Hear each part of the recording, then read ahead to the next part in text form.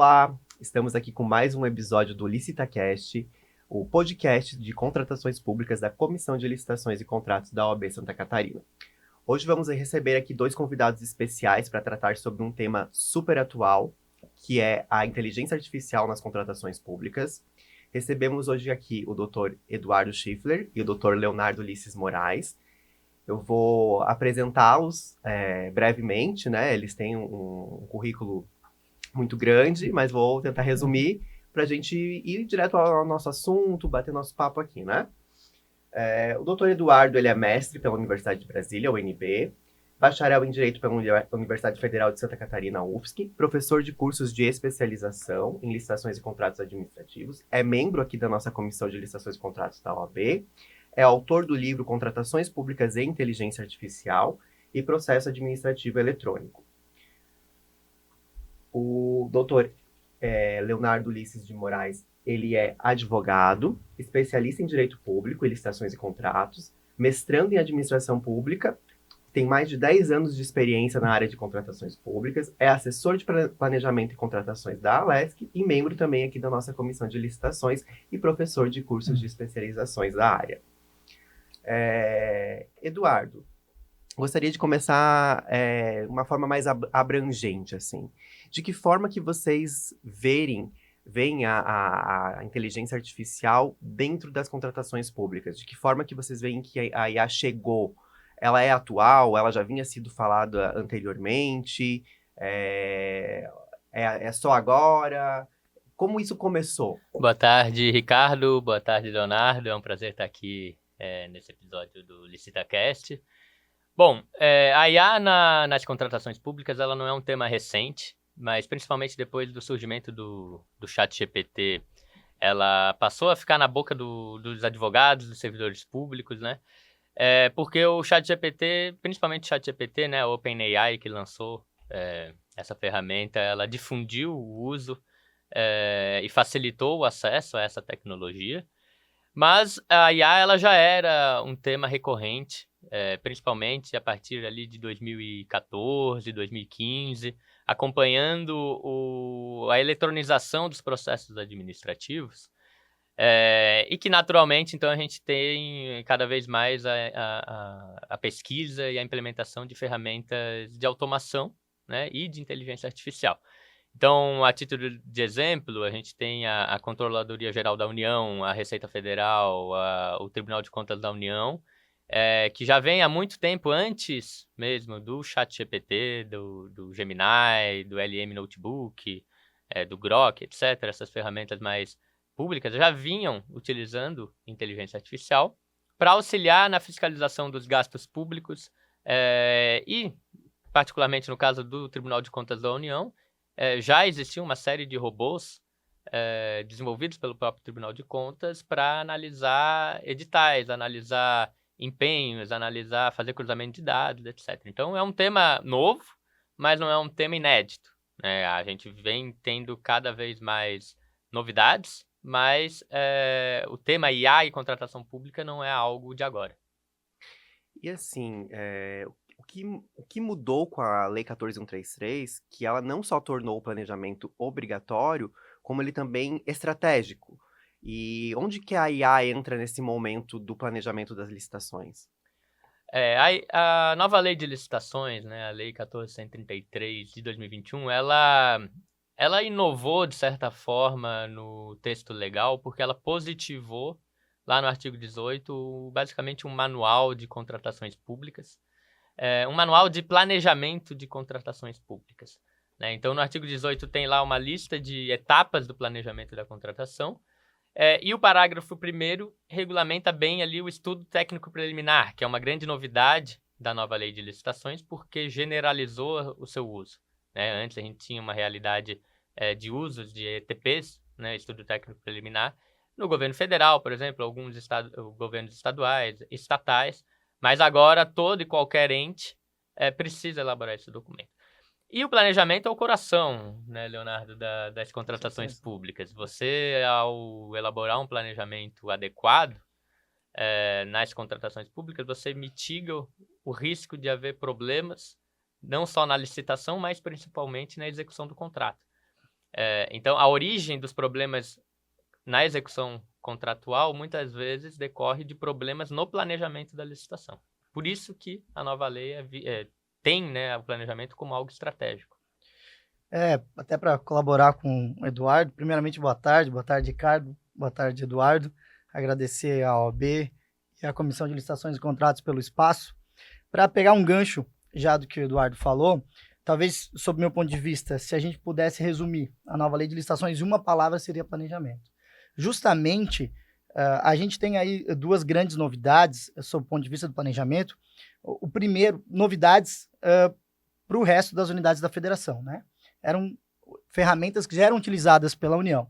Então, a nível tático, a gente pode falar do plano de contratações anual, que, ainda que não obrigatório na nova legislação, é uma novidade e uma ferramenta muito importante para o planejamento. Depois a gente pode falar um pouquinho sobre a IA também aplicada ao plano de contratações anual. E, como o Eduardo falou, o parágrafo 1º do artigo 18, que foi o que assustou todo mundo, né? Tava todo mundo fazendo seu termo de referência ali da 8666 de 93, aí veio o estudo técnico preliminar e colocou como obrigatório em todas as contratações. Obviamente tem as suas exceções via regulamento, a jurisprudência também já se pronunciou sobre isso, mas eu costumo dizer que a gente teve, nas contratações públicas, a gente teve duas mudanças muito importantes. A Lei 14.133 de 2021 e logo depois a inteligência artificial. Então a gente está, sabe, Ricardo, num momento de mudança. E talvez o melhor momento para a inteligência artificial chegar tenha sido nessa mudança de legislação aí. Leonardo, a gente sabe que a fase do planejamento, ela é muito complexa para alguns entes, né? E ela traz vários gargalos dentro dessa fase. De que forma que a IA pode atuar nesses gargalos? O que você considera ali que seria um gargalo e que a IA vem para facilitar? Certo. De fato, os gargalos no planejamento, eles são muitos. Na verdade, no processo licitatório como um todo. Mas se a gente fizer uma análise de tempo de processo licitatório na administração pública, a gente vai perceber que a fase de planejamento, especificamente elaboração de estudo técnico preliminar e de termo de referência, é a fase que a gente mais demora para concluir. A fase de seleção do fornecedor, e acredito que a nova legislação, talvez o que ela menos mudou foi na fase de seleção do fornecedor. Na gestão contratual a gente teve mudanças importantes, duração dos contratos, alterações e tudo mais, mas de fato a grande mudança foi na fase de planejamento. E é a fase que a gente mais demora. Eu acredito que o grande gargalo das contratações públicas no Brasil é o tempo. A administração pública demora muito para contratar. Às vezes objetos simples, objetos que não têm uma complexidade, a gente às vezes demora meses para contratar. E estamos falando de órgãos com vários setores, com uma capacidade financeira de recursos humanos muito importante, e também de pequenas organizações. E quando a gente fala de pequenos municípios, de pequenos órgãos públicos, a dificuldade é muito maior. Então, a partir de agora, a gente começa a fazer estudo técnico preliminar e termo de referência para todas as contratações, e a inteligência artificial chega aí. Eu acho que o grande gargalo que a inteligência artificial, além de outros, a gente está falando de conformidade legal também, de melhoria de especificação, mas o que a gente ganha é tempo, é capacidade de produção. O que a gente conseguiria fazer um estudo técnico preliminar apenas de um processo numa semana, hoje a gente consegue melhorar. E eu vejo isso no dia a dia. Um ponto bem importante que tu tocou foi essa questão de produtividade, Leonardo. Não sei, você tem visto isso na prática, no dia a dia? Tem realmente aumentado a produtividade para quem realmente utiliza a IA? Quais são os benefícios que isso tem no dia a dia efetivo? A inteligência artificial, ela já vem trazendo resultados, não só para órgãos públicos, como também escritórios de advocacia, empresas que contratam com o poder público ou não, né? A gente já tem um uso bem generalizado de inteligência artificial, com resultados bastante expressivos, né? A título de exemplo, existe uma pesquisa da Harvard Business School que analisou o uso do GPT para profissionais do conhecimento. E nessa pesquisa foi identificado que o uso do GPT para profissionais considerados acima da média e profissionais considerados abaixo da média, né? Então, digamos, um profissional especialista em determinado tema, que tem estudo, pós-graduação em determinado tema, ele é conhecedor daquele tema, e um profissional que não tem conhecimento aprofundado em determinado tema, então abaixo da média, não lida com essa matéria diariamente, o ChatGPT, que foi utilizado, a ferramenta utilizada nessa pesquisa, trouxe impactos positivos para ambos os profissionais. Só que a influência do ChatGPT na rapidez, na qualidade dos trabalhos e até na taxa de completude dos trabalhos, né, você termina mais atividades do que inicia, ela é mais forte. O ChatGPT teve um impacto maior nos profissionais abaixo da média do que nos profissionais acima da média. Ambos se beneficiam, mas você tem uma equiparação, uma tendência de equiparação nos trabalhos de profissionais especializados e não especializados com o uso do ChatGPT. E por que isso é relevante? Porque no Brasil nós temos quase 6 mil municípios, cada um com a sua realidade, cada um com sua equipe de contratação pública. Com o seu regulamento, né? Cada um com o seu regulamento. Alguns municípios sem uma equipe de contratação pública, então o servidor ele exerce diversas funções. Então, invariavelmente, você acaba se deparando com profissionais que não são especializados em contratações públicas, sendo obrigados a planejar uma contratação, a realizar uma licitação, a executar, a fiscalizar ou gerenciar um contrato. Isso é comum, assim, que a gente vê nas pequenas organizações, e é um tema bem interessante, sobretudo quando a gente vai falar de segregação de funções e tudo mais, como a inteligência artificial pode ajudar. Porque, de fato, só para vocês terem um dado, em Santa Catarina, cerca de 70% dos municípios têm menos de 20 mil habitantes. Então, nós somos um país e, sobretudo, um estado de pequenas organizações, de pequenos municípios. Então, esses municípios, por uma série de motivos, eles enfrentam dificuldades financeiras, de recursos humanos. Então, é igual o Eduardo falou. Existe uma pessoa lá que faz o estudo técnico preliminar, que faz o termo de referência, que é o pregoeiro, e depois fiscaliza o contrato. Quando não, muitas vezes faz o próprio empenho e a execução financeira do contrato ali. Não é comum. Então, de fato, a inteligência artificial já vem entregando resultados, os trabalhos, a qualidade dos trabalhos vem melhorando. O Eduardo tocou num ponto muito importante desse estudo de Harvard, que é a completude, né? É você começar um trabalho e terminar. E muitas vezes a gente viu projetos que começavam e não terminavam por uma dificuldade de tempo, enfim. A IA generativa foi a grande mudança disso tudo, né? A capacidade de a gente ter uma ideia e de ter uma ferramenta que nos ajude a construir o texto daquela ideia. Exatamente. Nos cursos que a gente ministra sobre o tema, a gente recebe feedbacks assim, de servidores que, com o uso da IA, passaram a conseguir dar conta daquelas demandas que antes eles sofriam muito para conseguir, ou eles tinham uma qualidade baixa no trabalho porque eles precisavam fazer tudo muito rapidamente, para não travar os processos de contratação.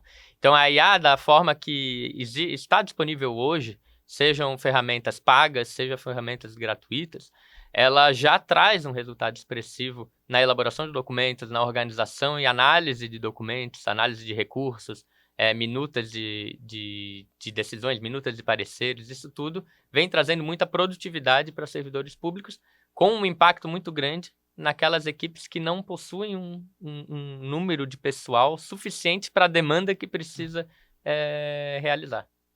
Um ponto bem importante que é da conversa aqui foi a questão, acho que foi o grande bicho-papão da 14133, para muitos, assustou muitos, né? Que foi o ETP, o Estudo Técnico Preliminar, né? E a gente vê que muitos municípios, muitos servidores têm muita dificuldade de fazer esse instrumento, de lidar com isso, de entender ele, né? E para uma fase de planejamento, a gente, quando olha, a gente vê ele como um documento realmente, às vezes, essencial, porque ele é importantíssimo, né? Então, assim, de que forma que a IA ela consegue facilitar, ela conseguiria auxiliar o servidor numa elaboração de um ETP? Eu acho, Ricardo, que talvez no momento do planejamento da contratação, o ETP é o documento que a IA melhor consegue ajudar. Eu acho que é a ajuda mais preciosa da inteligência artificial. Por quê?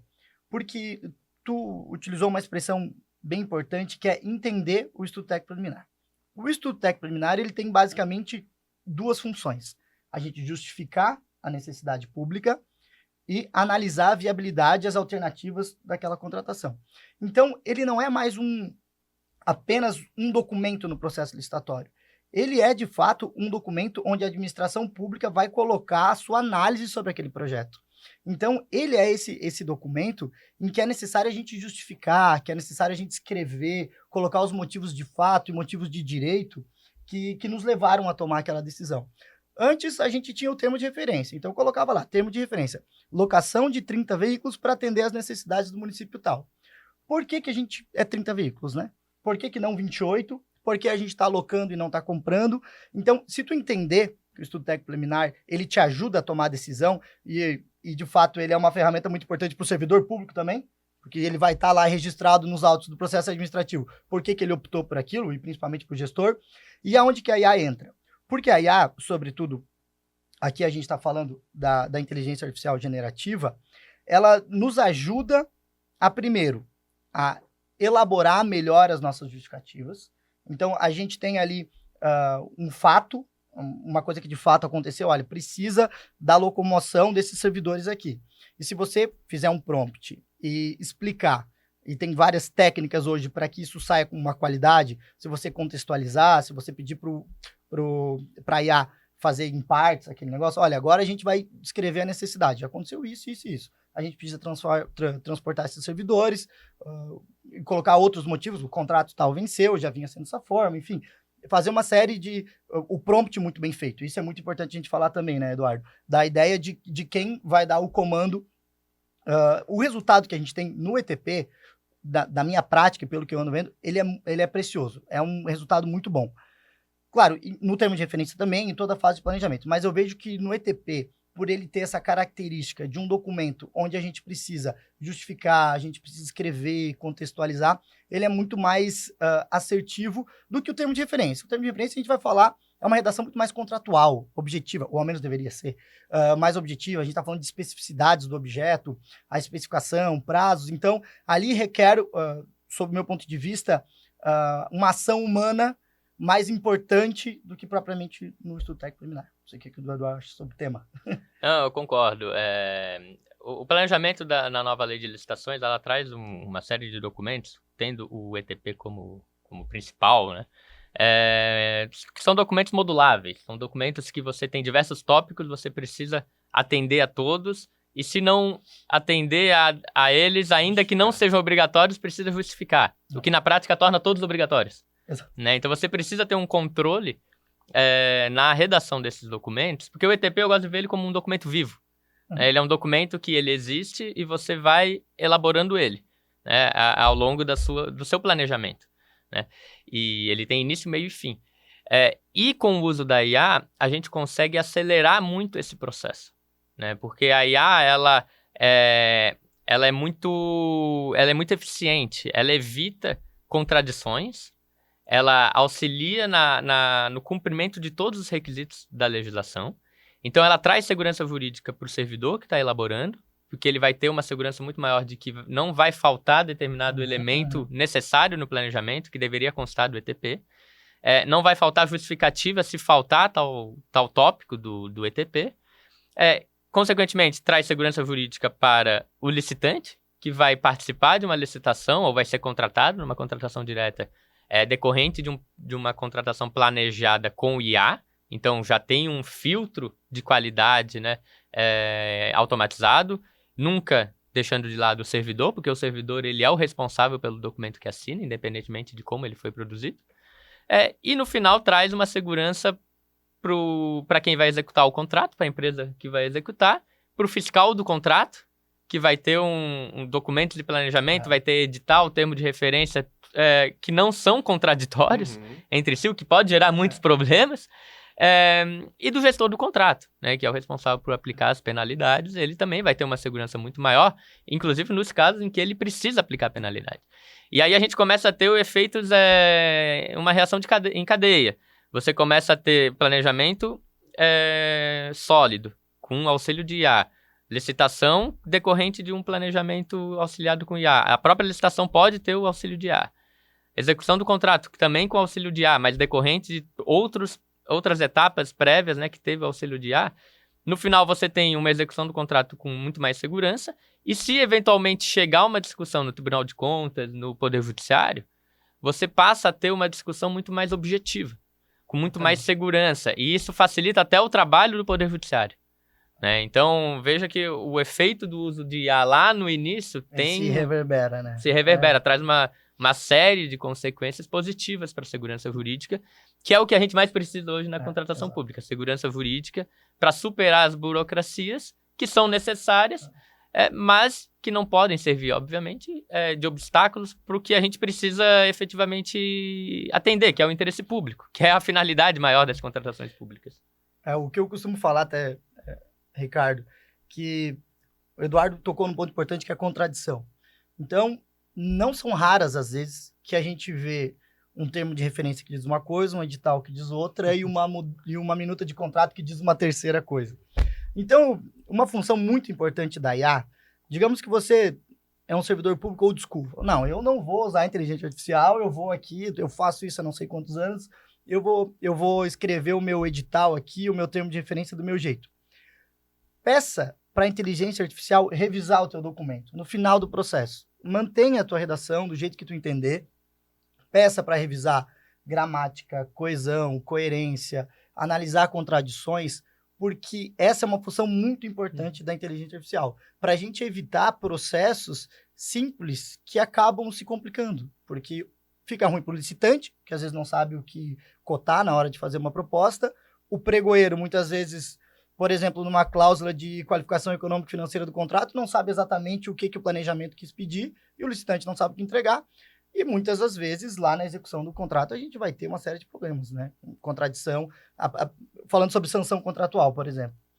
Existem editais hoje que trazem uma sanção contratual e uma minuta de contrato que trazem outra redação de sanção contratual. Eu já vi isso, não, mas vocês também já devem se deparado com isso. Então, esse é uma contradição que tem uma aplicação prática na execução do contrato. E agora a gente está falando de contratos que podem durar até 10 anos, né? Sim. Então, eu já me deparei, assim, na atividade da advocacia, com critérios de julgamento distintos entre edital e termo de referência. E aí a comissão técnica utilizou o critério de julgamento do termo de referência, sendo que havia uma previsão no edital dizendo que em caso de contradição aplicava-se o edital. Aí, então, uma contradição gerou uma potencial nulidade do julgamento. E acabar com a licitação por conta de uma contradição. Eu digo que, aqui entre advogados, né, a inteligência artificial bem utilizada, ela tem o potencial de extinguir os embargos de declaração. Porque com um simples prompt, você consegue identificar contradições, obscuridades, né, erros materiais, e de nada vai adiantar, não vai precisar mais de embargos de declaração. Bem utilizada a IA, com um simples prompt, utilizando os insumos que foram utilizados, os fundamentos daquela decisão, você consegue identificar e corrigir antes de publicar uma decisão. Administrativa, não há embargos de declaração na via administrativa, mas no judicial também. A gente falou aqui do ponto essencial da IA na atuação do ETP, do Estudo Técnico Preliminar. Mas a gente também tem o TR, né? O termo de referência, que é um documento extremamente técnico, né? E de que forma que a IA ela pode auxiliar na elaboração desse documento, ou também até no mapeamento de riscos. Há essa possibilidade? Há uma atuação eficaz da própria inteligência artificial? Sim. O Leonardo falou sobre o uso da IA no ETP, e a gente até trouxe já um pouco, a gente avançou um pouco para a questão do TR, né? Mas o TR, ele decorre também do ETP, né?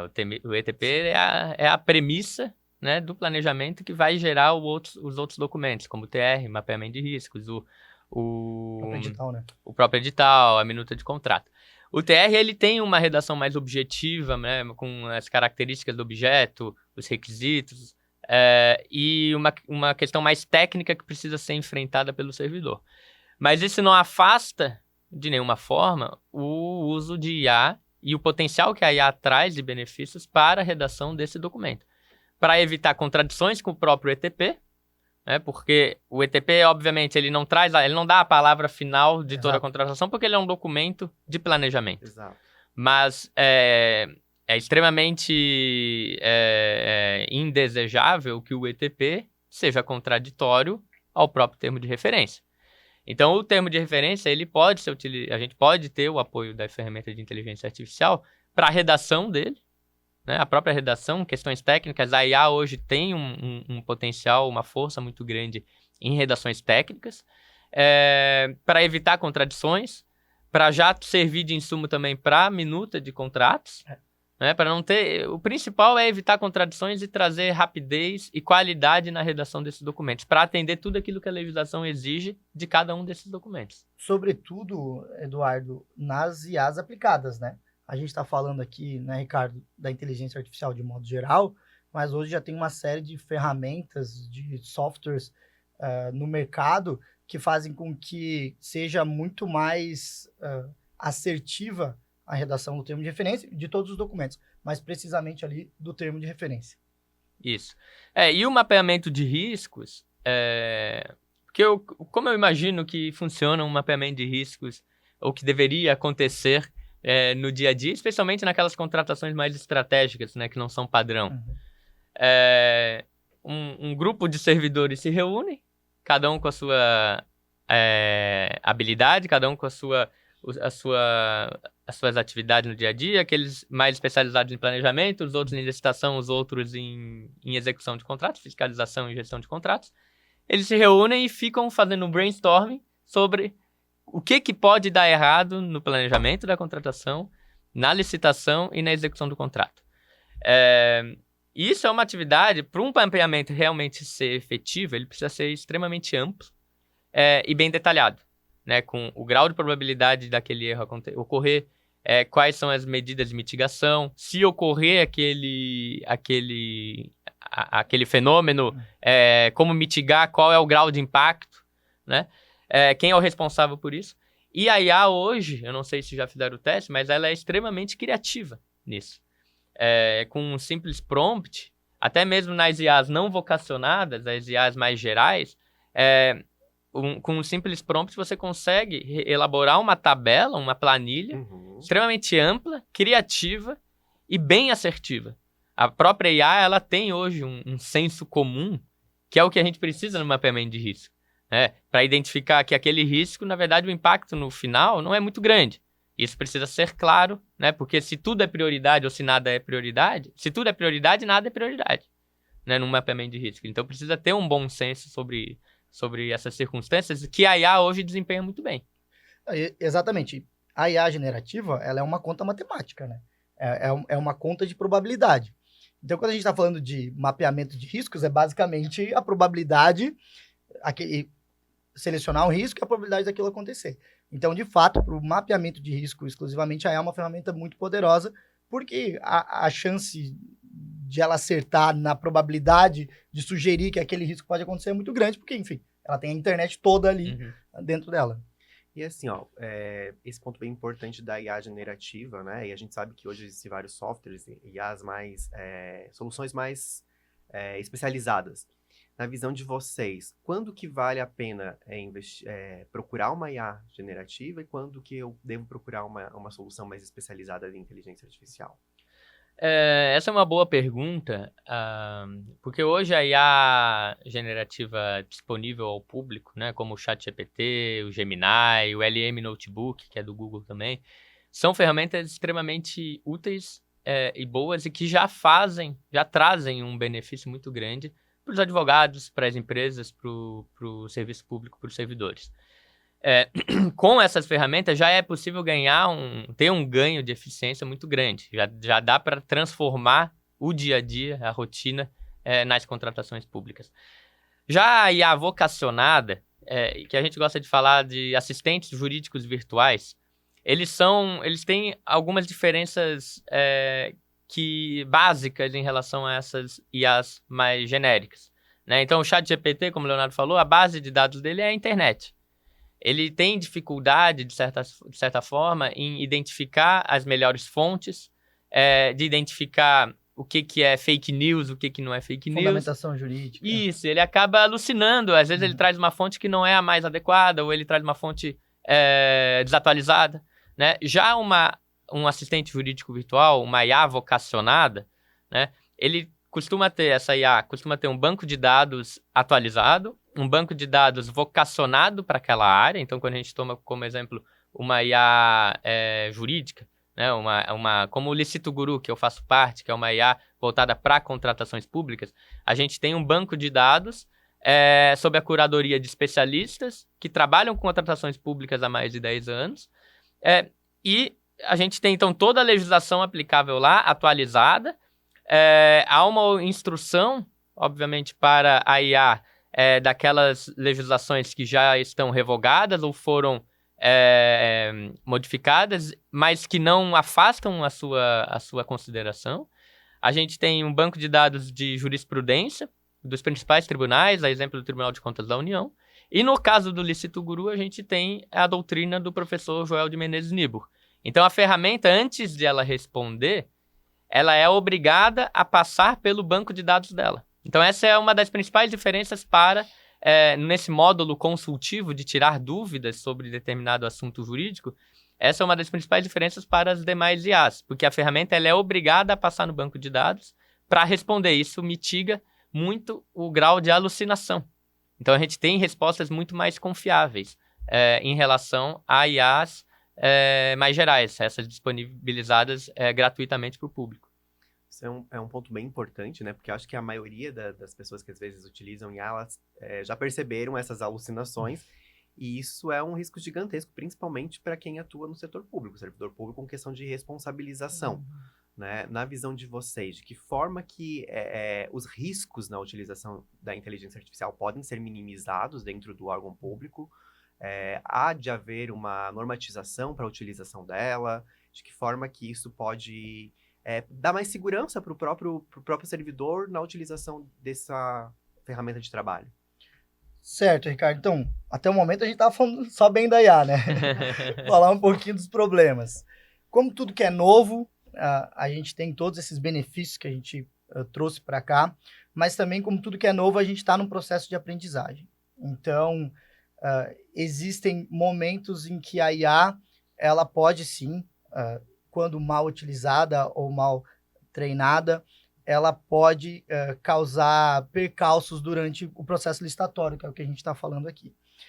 A alucinação, e quando a gente está falando das IAs vocacionadas, isso diminui muito, drasticamente, mas agora falando de inteligência artificial geral, sob a minha experiência, eu vejo que a IA alucina muito quando a gente vai falar de fundamentação legal, de jurisprudência. Então, se eu pudesse aqui deixar uma boa prática, não peça para a IA citar o artigo da lei, não peça para a IA buscar uma jurisprudência no Tribunal de Contas da União, porque a IA ela é treinada para sempre te dar uma resposta. Então, se você falar que olha, eu preciso de uma decisão do Tribunal de Contas da União que proíba os somatórios de atestado de capacidade técnica, ela vai te trazer lá uma jurisprudência do Tribunal de Contas da União sobre isso. E essa jurisprudência, muitas vezes, não vai existir. Ela vai trazer, fundamentar com o número de um acórdão, citando outro, até os próprios artigos da 14133 de 2021. Então, é preciso, no primeiro momento, ter essa conscientização e esse treinamento do servidor público. Por isso que é muito importante a capacitação. Estava falando para o Eduardo, que até estava ouvindo um podcast do Dr. Gustavo Schiffler, e ele está falando, olha, o melhor resultado que a gente tem numa ponta, uma IA bem treinada, e na outra ponta, um servidor bem treinado também. Esse é o melhor dos mundos. Então, é preciso ter essa capacitação contínua para o uso da IA. E a outra forma é a regulamentação por meio dos órgãos públicos. Eu acho que a gente não vai fugir. Isso a gente está falando também de proteção de dados, de como a gente vai trabalhar com isso, porque, como o Ricardo bem disse, em órgão público é muito delicado isso. O Tribunal de Contas da União, salvo o melhor juízo, já regulamentou o uso da inteligência artificial por seus servidores. Então, é um caminho, tal como outras novidades que chegaram e tiveram que ser regulamentadas, que os órgãos públicos ou contratem uma solução personalizada, ou regulamentem, assim, que aceitem que é uma realidade, aceitem que pode produzir e que, de fato, regulamentem. Acho que esse é o caminho. Leonardo, só para puxar o gancho, você falou ali de segurança da informação, né? De que forma que tu vê que... como trabalhar isso dentro do órgão público? Porque daqui a pouco eu vou estar subindo para uma IA algum documento, algum dado, risco de vazamento. De que forma que tu vê que a administração pública ela pode se precaver com relação a essa questão de segurança da informação? Exatamente. Essa é uma preocupação constante. Eu imagino que uma série de órgãos, inclusive órgãos de controle, estão pensando nisso. Eu acho que, primeiro, é preciso que a regulamentação do uso da IA em órgãos públicos caminhe junto com a LGPD e que o encarregado de dados ali de cada instituição se envolva nesse processo. Eu acho que um outro caminho, Ricardo, que vai ser um caminho natural, é institucionalizar a inteligência artificial. Eu não acho que o melhor cenário seja cada servidor público com com o seu login lá no ChatGPT, no Gemini, vai fazer. Então, eu acho que há uma tendência, e eu acho que a solução começa por aí, dos órgãos públicos institucionalizarem, contratarem uma ferramenta. Não sei como é, o Copilot, eu sei que você pode, enfim, contratar o Copilot, institucionalizar ele, limitar o que pode ir nele, o que não pode, até onde ele vai, quais dados vão ser compartilhados, e isso ser uma decisão da organização. Porque, além da conscientização, se a gente manter, eu vou ter o meu Copilot, o Eduardo vai ter o ChatGPT dele, cada um vai jogar os dados ali, há uma grande chance de dados sensíveis estar indo para dentro da inteligência artificial, e a gente pode, sob o ponto de vista das licitações e contratos, a gente pode estar falando de dados sigilosos, né? Tem licitações públicas que, né, que não é de interesse de ninguém que vá para uma plataforma. O Leonardo tocou num ponto bem importante, que é a capacitação dos servidores, e que quando a gente lida com segurança da informação, o que pode ou não pode ir na IA, como usar adequadamente a IA para conseguir extrair dela, né, o seu potencial benefício, invariavelmente a gente vai ter que começar a lidar com capacitação, né? O Leonardo bem falou, uma boa IA com um servidor capacitado, a gente vai ter um resultado extremamente positivo aqui. Dificilmente vai dar errado, né? Com esses ingredientes, a receita vai dar certo no final, né? E até o Leonardo comentou sobre cada servidor usar uma IA diferente, você já perde padrão aqui. Exato. Um prompt para uma ferramenta já não serve para outra. Uma ferramenta, ela já tem uma função um pouco diferente. O GPT e o Gemini, que são os principais hoje, eles são diferentes. A gente não pode dizer que o GPT faz a mesma coisa que o Gemini. Apesar de serem muito parecidos, até a forma de interagir com elas, né, com essas ferramentas, cada um tem a sua vocação para determinada função, né? Então, uma padronização, até mesmo inspirada na regulamentação que o Tribunal de Contas da União fez, e que mais uma vez mostra que o Tribunal de Contas está na vanguarda de alguns temas, principalmente temas de inovação. O Tribunal de Contas, por exemplo, é vanguardista no CPSI, né, na encomenda tecnológica, criou manuais sobre contratação de inovação e que é bem relacionado com a contratação de ferramentas de inteligência artificial, né? Então, a gente precisa realmente se preocupar com a capacitação dos servidores, se preocupar com a regulamentação do uso, não uma regulamentação que sufoque o uso da IA, mas justamente o contrário, que dê segurança jurídica para o servidor, para que ele se sinta confiante de usar a IA e que consiga extrair dela o seu benefício, né? Caso contrário, a gente não vai ter nenhum controle, o servidor vai ficar inseguro de utilizar e no final a gente não tem nenhum resultado positivo. E até pegando o gancho que o Eduardo falou sobre padronização, cada um ter o seu login, acho que desde meados do ano passado existe a função memorizar do ChatGPT. Então, até então, era uma IA conversacional, que dentro daquele chat, eu abro uma conversa aqui, dentro desse chat, obviamente, vai ter uma memória e vai entender o contexto. Mas hoje, se você cria uma conta no ChatGPT, por exemplo, e você não desativar, esses chats, eles conversam entre si. Então, o meu chat, que estou ali usando ele o ano todo, ele pode ter uma redação, um entendimento, mais uma vez, de uma cláusula contratual, e do Eduardo, que é meu colega de trabalho, totalmente diferente. E aí a gente vai estar... E a padronização, ela é uma das soluções que a gente tem para melhorar a celeridade do nosso processo administrativo. A gente não consegue fugir daí. E a IA também auxilia muito nisso. Então, a gente vai sair daqui, um mesmo órgão, com uma cláusula de sanção contratual que diz uma coisa e a outra que diz outra. Se não tiver, obviamente, uma estrutura que revise e padronize isso. E você institucionalizar a IA, ou você contratar uma ferramenta vocacional para isso, vai fazer... você contratar esse tipo de ferramenta vai fazer com que você tenha uma padronização e a qualidade do trabalho seja bem melhor. Até algumas IAs vocacionadas, né? E agora, de novo, tomando como exemplo o Licito Guru, que eu tenho conhecimento por ser faz parte do projeto, né? A própria ferramenta, ela disponibiliza até para facilitar a padronização e a regulamentação dentro do órgão público.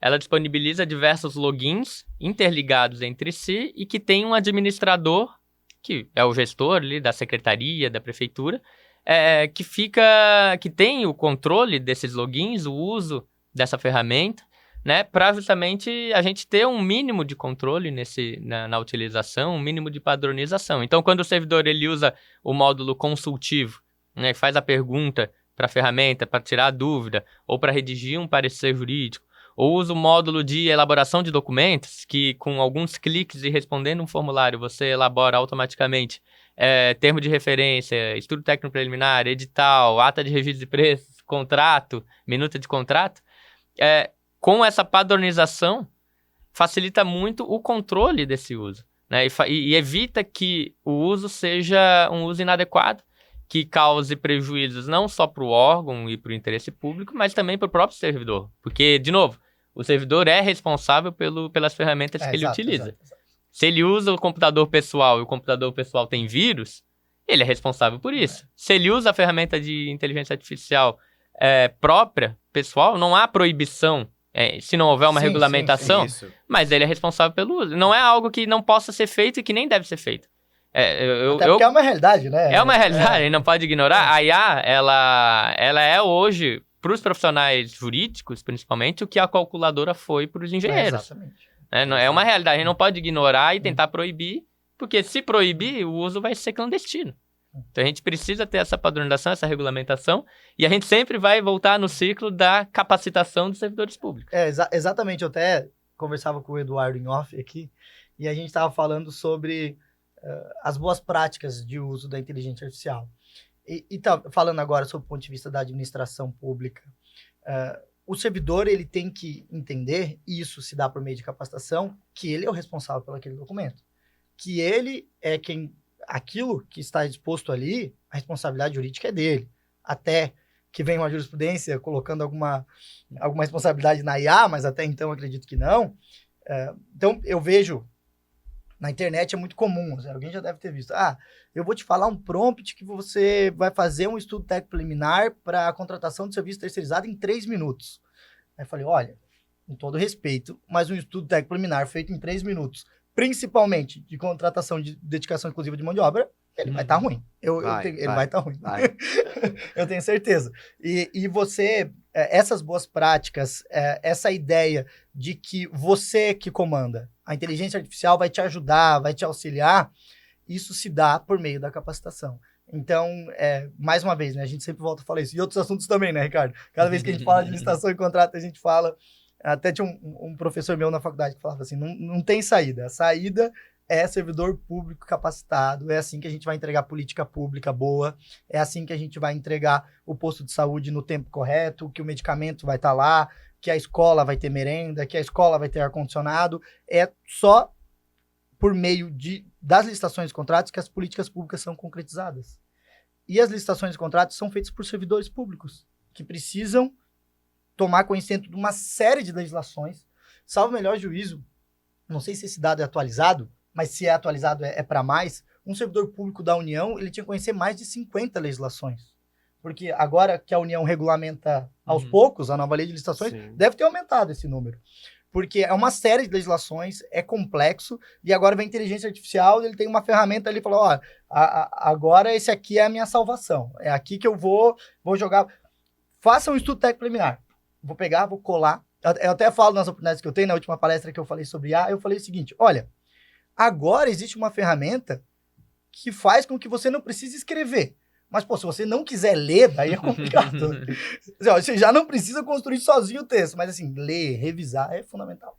Eu acho que o ponto importantíssimo que a gente falou aqui é principalmente essa questão da capacitação do servidor que vai operar a inteligência artificial. Por quê?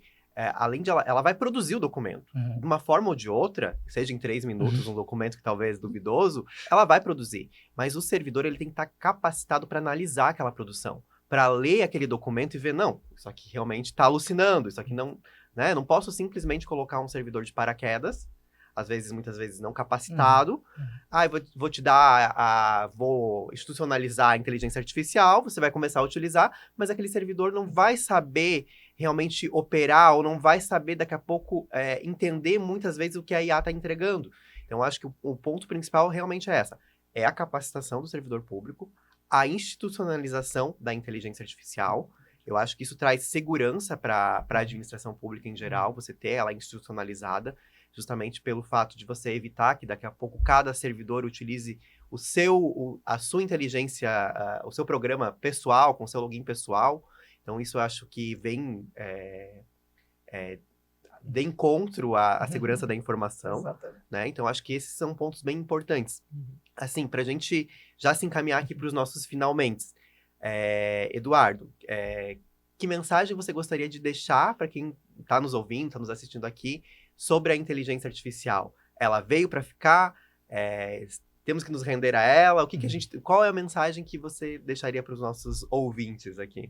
Bom, eu gostaria de deixar a mensagem, né, de que não é uma questão de ser e nem de quando a inteligência artificial vai chegar nas contratações públicas, na realidade da advocacia, dos servidores, das empresas que contratam o poder público, porque já é uma realidade, né? A IA ela já está sendo utilizada pelos servidores, já está sendo reutilizada pelos advogados, pelas empresas, e a gente, como operadores jurídicos, seja no lado público, seja no lado privado, seja assessorando o lado público ou o lado privado, a gente precisa acompanhar o estado da arte, né? Naturalmente, temos uma dificuldade um pouco maior pelo lado público de acompanhar o estado da arte por conta das exigências legais de contratação pública, mas nenhum obstáculo é insuperável. A gente tem aí diversas formas de contratação, de inovação, que podem acontecer por inexigibilidade, podem acontecer por dispensa também, podem acontecer por contrato público para solução inovadora, previsto no marco legal das startups, pode acontecer por encomenda tecnológica, que é uma hipótese de dispensa, pode acontecer por concurso de inovação. Então, a gente tem uma série de ferramentas para contratar a inovação no lado público, para o lado público conseguir, para o setor público conseguir acompanhar o estado da arte e ter paridade de armas. Porque o privado vai usar a inteligência artificial. E com o uso de IA é igual o processo eletrônico. O processo eletrônico trouxe um volume muito grande de informações, e se antes a gente tinha processos judiciais ou administrativos do tamanho X, hoje esses processos são 10x. Porque é muito mais fácil você redigir documentos, redigir manifestações, redigir decisões. Então, para não ser consumido por isso, para conseguir dar conta do trabalho, o setor público precisa se capacitar, o servidor público precisa regulamentar, institucionalizar o uso de inteligência artificial e utilizar essas ferramentas com consciência e extrair dela o potencial que ela tenha, que ela oferece. Leonardo.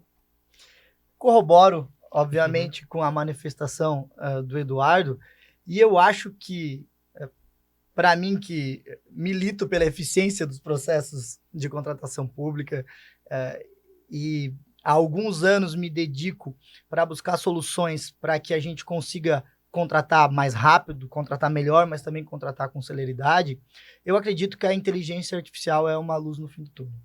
Eu acho que é uma revolução sob o ponto de vista de eficiência dentro do serviço público e também, como o Eduardo falou, a administração pública demora muito. O que a iniciativa privada faz em um dia, eu até costumo falar. Imagina chegar para um empresário, dono de uma grande empresa, e ele fala assim, eu preciso trocar essas cadeiras aqui da sala de reunião.